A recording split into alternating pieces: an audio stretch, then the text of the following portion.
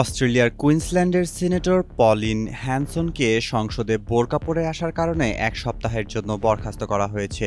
Islamic এই পোশাকটির উপর নিষেধাজ্ঞা আরোপের দাবি জানাতে তিনি এই পদক্ষেপ নেন।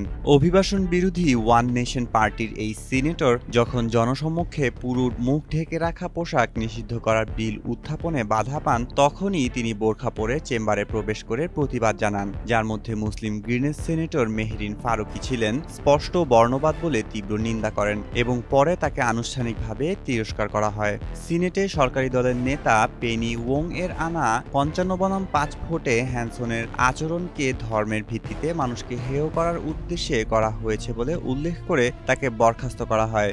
হ্যানসন ফেসবুকে লিখেন, যদি তারা না চায় আমি এটা পড়ি, তাহলে তারা বোরকা নিষিদ্ধ করুক। মেহেদী মাসুদ, জনকণ্ঠ।